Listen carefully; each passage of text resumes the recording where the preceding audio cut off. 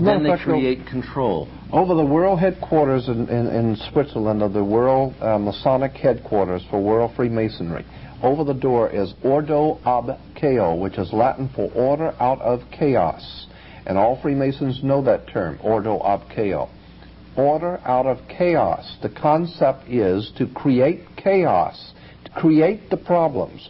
Then while the people are frightened to death of all the crime and everything that seems to be out of control, a riotous situation, the government then moves in with justification. In order to put down this terrible chaos, they must have full power of the military, full obedience of the people to give the government full power to do whatever they want. That's why we're having all over the world wars, riots, bloodshed, famines, all kinds of things happening around the world. It's being manipulated. It's being orchestrated. Not just for Los Angeles. It's conflict control. Conflict control. There's been more wars since the creation of the United Nations than before the creation of the United Nations. More wars since 1945 to 1992 than from the beginning of time through 1945. Let me explain. And the people who created the Council, the United Nations, were from the Council on Foreign Relations, including Alger Hiss, the first Secretary General of the United Nations Organizational Council. When fundamentalists kind of talk about their ideas that kind of parallel to this, they at least have what they consider to be some ray of hope that Christ will come down and save us all, or something like that. Right. Do the individual, whatever, have any kind of hope or anything that you can give us? The creation of a free world alliance. A free world alliance. A free world alliance. That's the creation of many, many, many different nations where individual rights and sovereignty is respected so that we can do our own thing in our own time. I'm talking about laissez-faire. I'm talking about free enterprise. Sounds like not corporate socialism like we have right now. Would it be fair to call you libertarian or not? I'm an anarcho-capitalist, libertarian, quasi-conservative. I believe in conserving not the status quo, but conserving freedom. And these freedoms that we have are drifting away. They're going through our fingers like water or sand. We've got to grasp hold of the Constitution. We have to use that document or we're going to lose it. And the problem is education. That's where the real power is in the educating of people. Myself, I'm not looking for anyone to come back, no Messiah to come back to help. I'm not looking to any of this. My belief is that knowledge is the thing that's needed. People need to wake up and discover who is running their government, what the symbols of government mean, what these emblems mean. When they see the national coat of arms, the flags, the emblems, the seals, the symbols, all of these things mean something. Educate yourself. Find out where it came from. That's the only hope I see for the human race, is the human race itself waking up to find out we've been had. The oligarchy has, the oligarchy has a Messiah, Lord Maitreya. I call him Lord Betraya, who's wrapped in with a Theosophical Society, wrapped in with all of this Luciferian crap. You go up to a little Satan place, Ojai Valley, and I was raised up there in Ojai Valley. You're going to find the Blavatskyites, and you're going to find the Krishnamurti group right next door in the Meditation Mountain. And I believe they're going to try to introduce this Lord Maitreya as the Jesus, the Buddha, as the new Muhammad.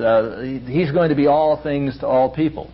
And they're going to be talking about a global government. And we have to unify. We have to dissolve all of our differences and sort of come into one amalgamated, homogenized group. Let me also bring out that Adam Weishaupt in his writings talked about if a group wanted to take over the world, and which would be a totally impossible mission. But if they, and incidentally, that's where we get Mission Impossible from Impossible Mission Force, which, if you remember in the movie, Impossible Mission Force was IMF, which is the International Monetary Fund, and the Impossible Mission Force was always working for the government, overthrowing kings, rulers, and princes, but of course the government had nothing to do with it.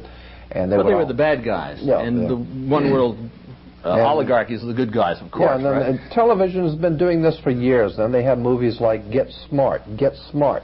And in Get Smart, what did you have? You had the two sides, chaos and control. Again, we have ordo ab chaos. Chaos and control. That's the way you get control, is by causing chaos. It's Hegelian politics. Hegelian dialectics. The illusionary right, the Nazis, National Socialists, and the communists. Now, the Nazis believed in total government. The communists believed in total government. You say, well, gee, I'm not over there. I'm sort of down the middle, and you're half Nazi, half communist. Adolf Hitler said, basically, National Socialism and Marxism are the same. Yeah. He said that on February 5th, 1941. He said they're identical. The same. Absolutely. So what I'm saying is that when you get back to the original symbols and emblems of the secret societies, and you understand, as Adam Weishaupt wrote, which is what I was going to bring out, Adam Weishaupt wrote that the one thing that will bring all nations together, all peoples together, because there's so much differences between races and individuals, but the one thing all individuals will come together for is to save their own hide. So if you can create enough bloodshed, enough violence, enough anarchy, if you can finance, organize, and direct it correctly to cause enough civil unrest and civil law unrest. How about creating a new world order by creating what? The illusion that there are men from outer space. There won't be simply a war of the world. This is a war that is declared against the world, and that's what they're trying to bring about. If you take a look at the background of George Bush, take a look at the background of Adolf Hitler. Where did he get his money? Senator Prescott Bush was involved as the chief man at Brown Brothers Harriman. Brown Brothers Harriman was involved in the financing of Adolf Hitler. Adolf Hitler... So was General Motors, General Electric, Standard Oil. Standard Oil. All of these corporations got to be large corporations because they were financing both sides during the Second World War. And that's... It's conflict control. It's conflict, yeah. World War II was engineered. Wars like bridges are engineered. They're created. You don't think the people that own... This doesn't happen by accident. You don't think the people who run the Ford Motor Company or General Electric get up in the morning and have their meeting and decide what they're going to do today? They don't plan what they're going to do today. People, they have highly trained people who know what the company is going to be doing 10 years from today. They have an agenda. They know how much oil is going to be needed 10 years from today, how much rubber, how much glass. They have to know these things. You have to plan for international corporations 10, 20 years ahead of time. And if you think they do it, you have to know that this government does it. And if you understand that things are planned for the future. When the tomb at Yale University was violated, when they broke in, they went into one room and here's all of this Nazi paraphernalia. This is the fraternity Yale where University. George Bush, laid nude in the coffin, was born again into the Satanic Order. They go into one room. Here's all of the Nazi paraphernalia. Jimmy Carter used to talk about how he was thrice born, and all the Christians said, "Oh, that means he was born again." Right. No, he said thrice born. Freemasons know what that means.